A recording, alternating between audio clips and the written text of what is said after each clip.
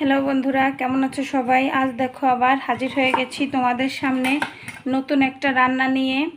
আজ দেখো এখানে ভেজে রেখেছি বাটা মাছ। আজ এই বাটা মাছের হালকা মশলা দিয়ে একটা ঝোল করব।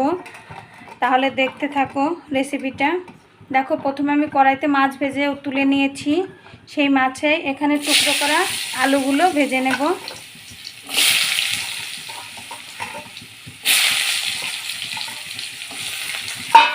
আলুটা একটু ভাজা হলে এই ঝিঙেটাও দিয়ে দেব।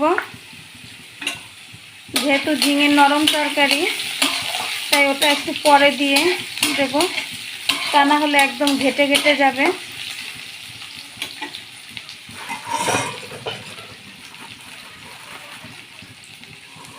দিয়ে দিলাম হালকা লবণ আর হলুদ গুঁড়ো। এবার আমি এটা ভেজে নেব।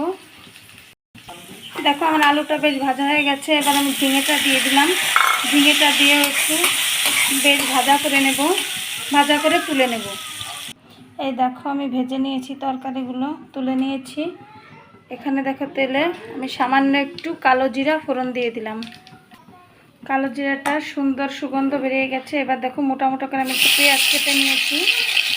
এটা তেলে দিয়ে বেশ একটু ভাজা করে নেব, যেন কাঁচা গন্ধটা না থাকে আবার পুড়েও না যায়, এমনভাবে একটু ভাজা করে নেব। দেখো পেঁয়াজটা এই পর্যায়ে আমি ভেজে নিয়েছি। এবার এখানে কাঁচা লঙ্কা আর সামান্য একটু কালো জিরে বেটে নিয়েছি। এই মশলাটা দিয়ে এবার সুন্দর করে কষিয়ে নেব। হলুদ লবণ এর ভিতরে আগে থেকে অফ ক্যামেরায় দিয়ে নিয়েছিলাম, যেহেতু আমি এক হাতে ক্যামেরা ধরা আর এক হাতে করছি।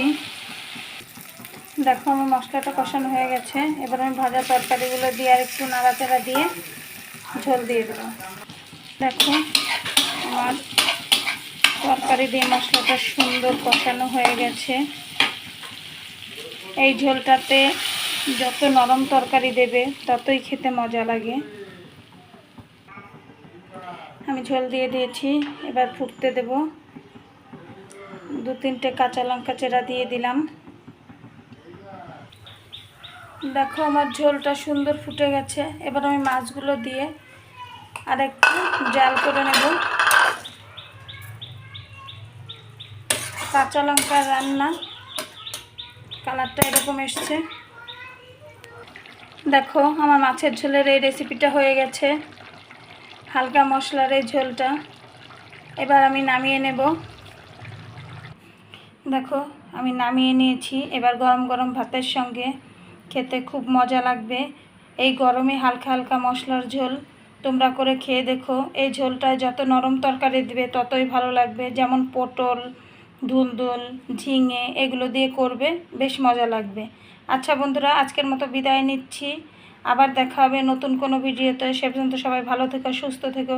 টাটা। আর আমার রেসিপিটা কেমন লাগলো অবশ্যই ভালোবাসা দিয়ে জানাবে। ভালো থেকো সবাই।